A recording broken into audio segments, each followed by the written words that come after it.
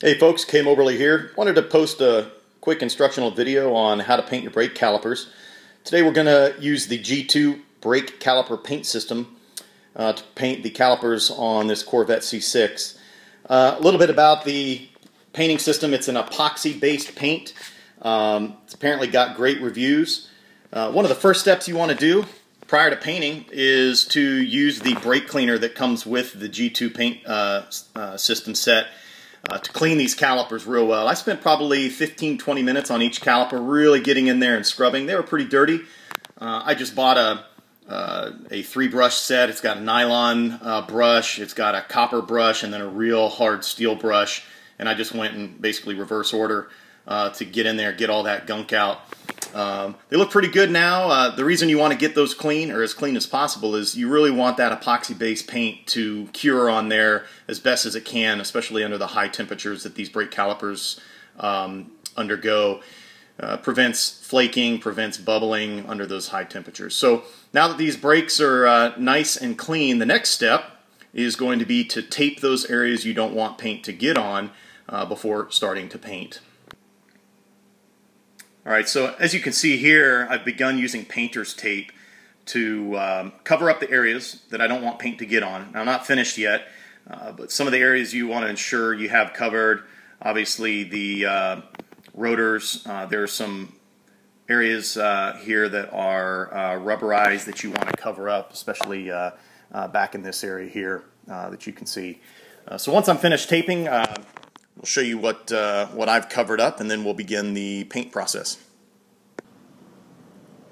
So we got it all taped up here. One thing I really wanted to try and do is get those little areas right in here and right down in here taped up, because I don't want to paint that recess part red. So we'll see how well it does as far as keeping the paint off of that area once we're done. But point is we got everything taped up that needs to be taped up to protect the areas I don't want to get painted.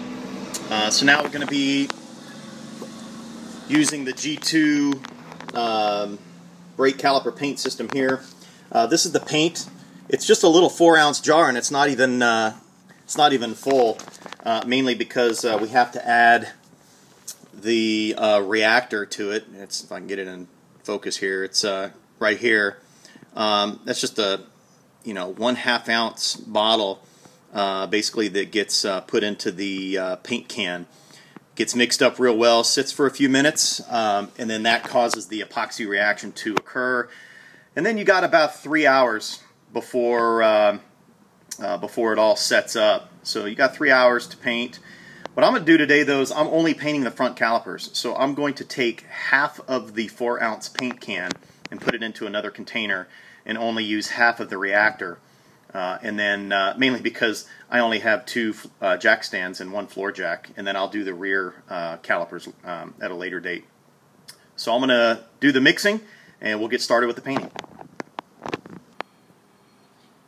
Alright, so what I did was I basically took just a small plastic container that I got at the grocery store, and I put in half of the brake caliper paint into the container, and then poured in half of the epoxy reactor in as well, saving the remainder in its original paint can and the original epoxy reactor bottle. Then what you do is you mix it together, half of each, at least in my case, and you allow it to sit for 5 minutes to begin to react. And then at the end of 5 minutes, you stir it up again and begin painting. So once the 5 minutes is up, I will begin the paint process.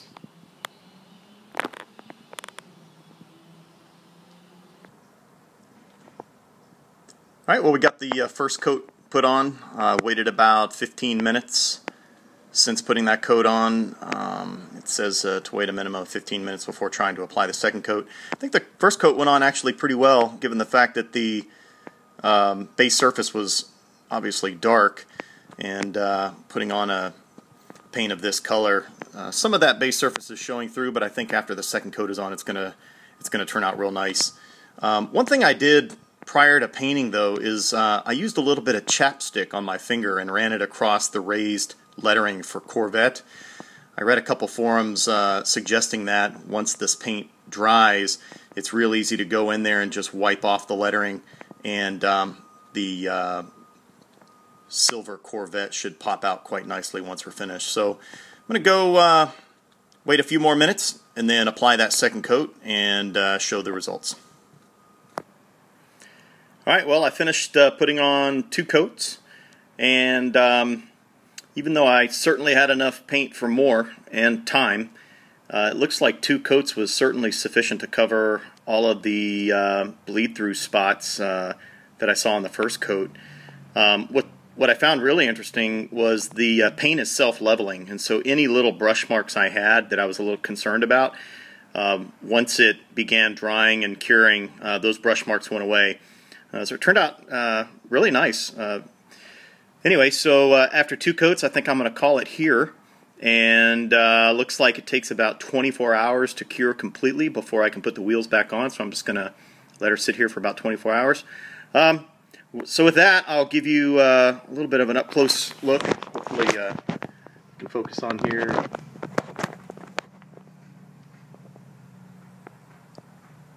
Looks all nice and shiny right now, you know, because it's wet and whatnot. And my understanding is it'll kind of dry with the same look. The last step I'll have is going over the raised letters of the Corvette word right there and taking off the paint. It should come right off since we covered it with chapstick and really make those letters pop. So I will be back tomorrow after this cures and show you the final results.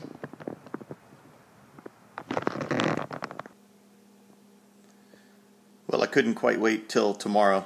So once it cured a little bit here later on tonight, I went ahead and just used a little plastic tool there to scrape off the paint on top of the lettering for Corvette. Wiped it off with a towel. It came off very easy, and I think it looks actually pretty good.